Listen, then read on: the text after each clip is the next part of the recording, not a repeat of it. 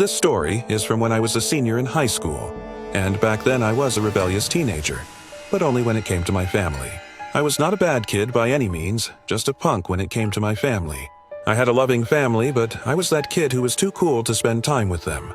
They always expected me to entertain my little brother Jake, who was only 10 years old at the time of this story. I was 8 years older than him, and with that age difference, we may as well have been different species. Whenever we would take trips, my family would usually stay somewhere on or near the ocean, and we only lived about 5 hours from the coast, so it was an easy trip. This specific year, they decided to take a trip to Maine. Don't get me wrong, it was beautiful, and as an adult, I would love to go back, but as an 18-year-old, I thought that this was the worst trip we could ever take. Before I continue the story, let me just acknowledge that I know how much of a piece of garbage I was back then. Even as I write this, I can't believe how much of a little punk I was. We got to the house and it was incredible. It looked like something out of a Stephen King novel, which was fitting because we were in Maine. It was a massive white house with green shutters that was deep within the trees. And my dad even made the joke, "This is how most horror movies start, isn't it?"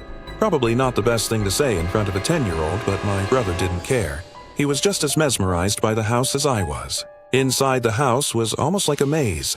The back center of the house was a huge living room that had an awesome view of a forest behind the house.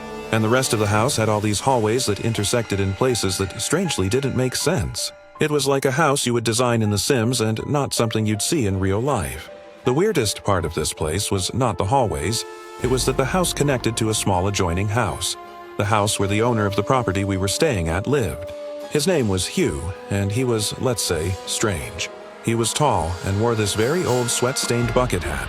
His teeth were very yellow, but it wasn't his physical characteristics that stood out. It was his personality. He was goofy and loud, a bit eccentric even, and he welcomed my family and acted very friendly toward us. He kept referring to how kind folks from Maine were, and my family's polite and nodded along with him while he was talking to them. He told us that he was right next door if we needed anything, and other than that, we wouldn't hear or see him for the entire week. We were thrilled about having this person basically in the same house as us, but there was nothing we could do now, and we just decided to make the best of it. Well, my family decided to make the best of it. I was being the worst and telling my family that I wanted to leave. I was looking for any excuse to leave and come home. The first morning there, while we were eating breakfast, my parents told us that we were going on this great hike, and I told them that I didn't want to go. After a little back and forth, they decided to let me stay at the house and the three of them were going to go on the hike. The main reason I didn't want to go was that right before vacation, I had just started dating this girl, Danny, and I wanted to talk to her. I knew if I went on the hike, I wouldn't get service, so I ditched my family to text my high school girlfriend. I was telling Danny about the house and sending her pictures of the weird layout. When I told her about the adjoining house, she didn't believe me, and I told her I was going to send her a video to prove it. At the end of one of the hallways was a door, and I sent her a video telling her that behind that door is Hugh's house. She still didn't believe me, so I sent her a video and I went to open the door, assuming it would be locked, and it wasn't. The worst part of this was that the door to Hugh's was right next to the door to my bedroom. This guy's unlocked door was right next to where I would be sleeping, and I didn't love that. I ended up walking inside Hugh's house while on FaceTime with Danny. It was just a normal little house. There was a TV and a couch, nothing spectacular. I heard a door shut from somewhere in the house and I panicked and ran back to our side of the house. A few minutes later, Hugh was knocking at the door. He was still cheerful and goofy and asked why I was recording videos of his house. I tried lying and telling him that I was just lost, but he didn't believe me, and he also didn't seem that mad. He told me that he had cameras in his house and he got alerted to one of the doors opening, and when he checked it, he had me on video flashing my phone all over the room. I just told him the truth after that and he laughed. He made some weird comment about how nobody in Maine locks their doors, and I laughed awkwardly and said I had to go. He left, and you better believe I locked the door. Maybe people in Maine don't lock their doors, but where I'm from, you lock the doors and check twice. Danny told me that she didn't trust this guy and that I needed to protect myself just in case. So I carried a large wooden chair over to the door and basically propped it against the door as a makeshift lock. When my family came back, I told them about the weird interaction with Hugh, but they were more angry with me that I went into his house. They were right, but I still yelled at them anyway. My parents had only been back for maybe 30 or 40 minutes and told me to get ready because we were going out for dinner. Again, I protested and said I wasn't leaving, and my parents were still a little upset about the Hugh thing, so they didn't bother fighting with me. They told me they would bring food home for me. Not long after they were gone, the sun went down. I looked out the windows and it was pitch black, like no light at all. A couple of hours later, I was sitting on the couch texting Danny when I heard a loud crash. I sprang up right away. It sounded like it came from the end of the hall where Hugh's door was locked. I started putting pieces together in my head, and I concluded that the sound very well could have been the sound of the big wooden chair being knocked over. My first thought was that Hugh was trying to get in. I snuck over to the hallway, wanting to catch this creep in the act. It was too dark to see at the end of the hall, and I flipped the light switch and the chair was knocked over, and on the ground next to the chair was a backpack. A backpack that wasn't mine. I ran to the screened-in front porch, locked the door that led to the inside of the house, and made sure the screen door to the outside was locked. I know it's not exactly a fortress, but it would at least give me time to make a move if I needed to. I sat in the fetal position on the ground under a patio table. I didn't know what to do, and, of course, I left my phone in the living room where I was texting Danny. I heard footsteps coming from inside the house. Not erratic movements, just normal walking. I don't know exactly how long it passed, but it was at least several minutes when I saw the headlight of my dad's van pulling in. I got up, ran outside, and told them to stay in the car, and my parents were confused because I was speaking incoherently about what happened. That's when Hugh came over, and I just about fell on the ground. He leaned over to my dad and said he needed to talk to him in private. I tried pulling my dad back, but he basically just dismissed me. I could tell by Hugh's body language that something was wrong. He wasn't being gleeful and silly anymore. He looked like he had seen a ghost. My dad shook Hugh's hand, turned to me, and told me to get into the van. He said that we needed to go somewhere quickly. My little brother was confused, and I could tell my dad was freaked out, so he drove away from the house and into the grocery store parking lot about a mile down the road. Just minutes later, we saw several police cars drive by the parking lot. We all started yelling at my dad to tell us what was going on, and he was honest with us and told us everything. Hugh also heard the loud noise, and he got an alert that his camera had been set off, and the chair that I was using as a lock must have had enough of an impact on the door when it was knocked over that it registered movement on Hugh's camera. So he assumed I was trying to get inside his house again. He thought that maybe I was trying to pull some kind of high school prank. He checked the cameras and didn't see anything, and he had a gut feeling that something was wrong. So he decided to invade our privacy and check the camera he had in the hallway of the house we were staying in. It was too dark to see anything until I turned the light on, and he still only saw the knocked-over chair and the backpack, which he thought could be mine. And just as he was about to turn the camera off, he saw a tall, bald man come out of the bedroom I was staying in. A man he knew wasn't my dad and wasn't me. The man grabbed the backpack and went back into the room, and Hugh ran outside immediately to help me, and noticed that's right when I had locked the screen door and ducked down. He was smart enough to assume that I probably wouldn't have believed him, and he was right. I wouldn't have. Instead, Hugh hid in the front yard with a clear vantage point of the house just in case this intruder tried anything. He didn't want to sneak in through the adjoining house and potentially alert the intruder because he thought that might put me in danger.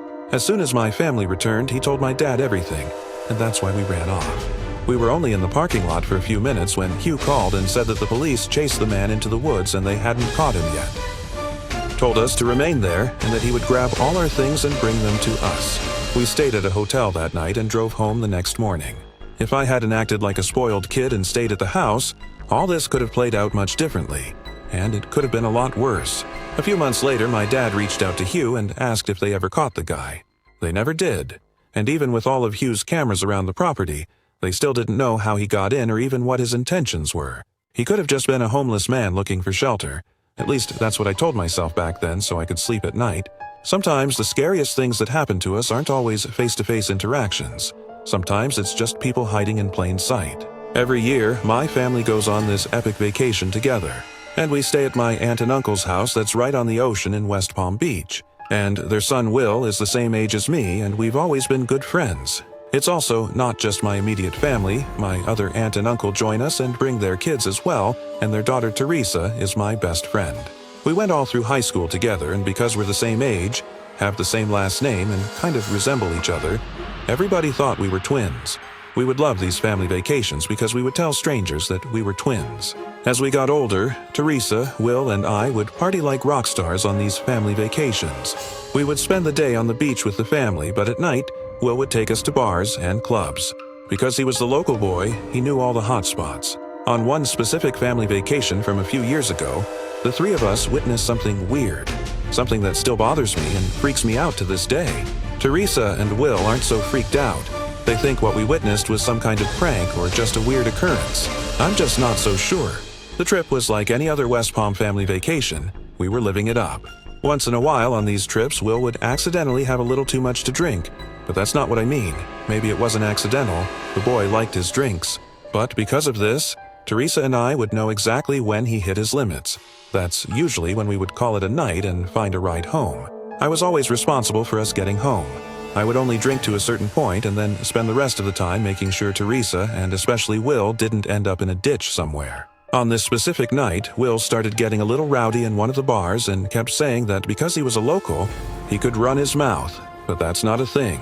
And he was making a lot of people inside the bar mad, and he ended up getting thrown out of the bar we were at. I mean, he physically got thrown out of the bar by the bouncer and he was mumbling a little bit, but he was fine. He didn't hit his head or anything. I think his self-esteem was hurt more than anything. I told Teresa to watch him while I tried to find us an Uber or another way home. He kept calling me a buzzkill, and that's kind of how I knew it was time to go. I secured us a ride that would be there shortly, and while we were waiting, I called my boyfriend and just told him about the night we were having. He laughed and told me to call him when I got back to the house, so I stopped talking as I hung up the phone. Teresa ran over to me freaking out. She said she wasn't paying attention to Will while she was on her phone, and he got up and wandered off. And the boy was in no condition to wander anywhere. I tried calling him, but his phone kept going straight to voicemail, which is right on brand for Will. After a few minutes of running around the streets yelling his name, I heard Teresa shout at me that she could see him, and thankfully, it was Will. He was walking in a very crooked line and heading towards the swamp or forest or something. I don't know what you would call it in Florida. I don't know the difference between what qualifies as a forest or a swamp, but it was a heavily wooded area with a lot of mud and dirt. I'm going to refer to it in the story as a swamp because I feel like that's more on brand for Florida. Anyway, Teresa grabbed him before we entered the swamp and started giving him a verbal beatdown, and Will was laughing and acting like a toddler.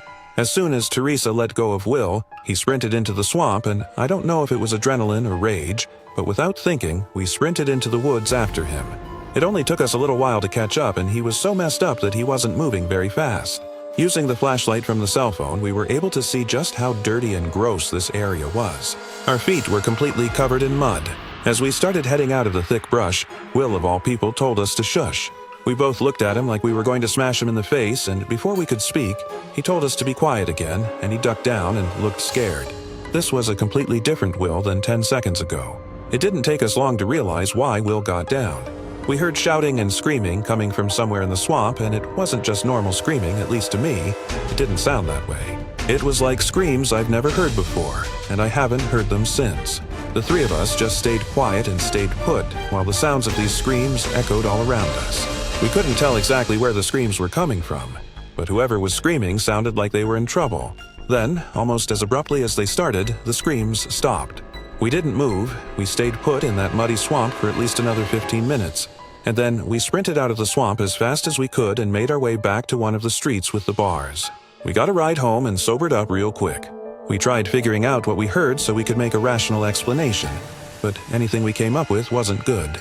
Teresa came up with the idea to check out the swamp in the morning. During the day, she said we could safely navigate the area and see if there was anything to be worried about. I know I would never be able to navigate my way back to exactly where we were that night, but Teresa is good like that.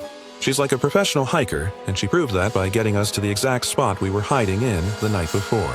All three of our indents were still in the dirt from where we were hiding, and we all talked for a little bit about what direction we thought the screams came from, even though it was hard to pinpoint because of the way the scream echoed. We all surprisingly agreed on the same general direction. Teresa led the way through the thick brush, and this wasn't like a normal path. We were basically walking through bushes and mud puddles. A few minutes later, Teresa gasped, and on one of the tree branches was the sleeve of a denim jacket, just the sleeve. On the ground below the torn sleeve was a bunch of different footprints in the mud, almost like it was a struggle of some kind. I was ready to go back, but Teresa pushed forward a little bit. Not far from the sleeve was a small opening surrounded by trees, and on the ground was the rest of the denim jacket. And surrounding the jacket were more of the footprints in the mud that looked like they were all bunched up in one spot. Again, making me feel like a struggle took place here. Leading away from the jacket was one set of footprints, and they led straight into more thick brush where it was impossible to track the footsteps anymore. I was done with all of this, and I told Teresa and Will that I didn't feel safe anymore and that I wanted to go back to the house. They weren't as freaked out as me, but they were uneasy about all of this. We went back to the house, and I don't know why I let them talk me into this, but we agreed to just let it go. I was sure at that moment that we had witnessed some form of potential crime, but Will and Teresa didn't fully agree. They said it was possible, but most likely it was just a joke, or even more likely a coincidence that we found the coat and just happened to hear screaming the night before. Will also convinced us that if we got law enforcement involved, we would be the only ones linked to the crime, if there was one, and that scared us, even though we clearly had nothing to hide. He made the point that it's possible the cops wouldn't believe 3 young adults were just in the middle of this random swampy area and witnessed a potential crime. Would they really believe that our drunk cousin just wandered into the swamp? If I could do it over, I would have called the police right after I heard the screams. At the time, I just thought Will made good points, and I thought it was best to just move on and forget about it. It's been several years now, and I still think about that scream. I've always wondered if I truly witnessed a crime, or if I just witnessed some intense domestic issue. I'm happy to get the story off my chest. It's been therapeutic in a way to share this, and I hope nobody has to ever hear those kinds of screams in their lifetime, because you'll never forget them. This story I'm about to tell you happened to my girlfriend and me last summer. It was the first time we were able to travel together as a couple, and we were excited about it. She came with me one time on a family vacation, but that's not the same as being alone together, so this felt like a memorable and important next step. The trip ended up being memorable, but not for the right reasons. Not that anyone will ever find out who we are, but just in case, for privacy's sake, I'm going to refer to my girlfriend as Vanessa in the story. One important detail I need to point out in the very beginning is that Vanessa loves to remind me that I'm way too nice and generous when it comes to meeting people. She claims there's a difference between just being nice like a normal person and being like my version of nice, which is apparently treating every new person I meet like they're my best friend. Those are her words, not mine. I'm an overly friendly guy, and that's gotten me into trouble many times in my life, but only once did it almost cost me dearly. This story starts on the way down to Ocean City, Maryland. It's a fun little tourist town. It's basically just a large coastal town with a ton of condos, hotels, and restaurants, and it's all right on the ocean for the most part. I used to travel there with my family when I was a kid, and this was the first time I visited as an adult. When we were about 20 minutes away from the condo we would be staying at, I decided to pull over at a gas station and fill up the tank as well as grab a few drinks. While I was inside, a guy who later introduced himself to me as Henry bumped into me. He turned around and started apologizing like crazy. I put my hands up and assured him that it was completely fine and probably my fault anyway. Henry was a good-looking guy. He was wearing a pink and black button-up shirt, and it was mostly unbuttoned. He had kind eyes, and he made direct eye contact while we were talking. He was probably in his late 20s if I had to guess, but I don't know for sure. We talked for a minute or two while we were in line, and I told him that we were headed to Ocean City. He lit up and told me that he and his girl were also heading to Ocean City. I got excited and told him the name of the condo we were staying at, and he smiled and said he thinks he knows where that condo is, and he's pretty sure that they're located right near us. I was excited for this genuine interaction. I get excited meeting people and making friends. One of my weaknesses is not being able to see the flaws in people. I think it's a strength, but Vanessa thinks it's a weakness even though she loves that about me. Henry asked me to exchange numbers, and I did without hesitation. I told him that I'd give him a call sometime during the week and we could link up at the beach or maybe grab dinner one night. We gave each other a bro hug and went our separate ways. When I got back in the car, Vanessa knew right away that I must have made a new friend because of the way I was acting. I told her the story and she just rolled her eyes. We got to the condo that afternoon and just had a relaxing evening in the room that night. Our room was on the 5th floor and it overlooked the ocean. We sat on the balcony and admired the view until we went to bed. The next day we went down to the beach early. We're both early risers, so getting up early is no issue. We set up our chairs a little after 7 in the morning and drank our coffee on the beach. And a few hours later, I heard someone shout my name from behind me. I turned around and Henry was waving at me with a woman following him. She was not like Henry. He was mirroring a lot of my mannerisms and energy, and she looked miserable. She was pale.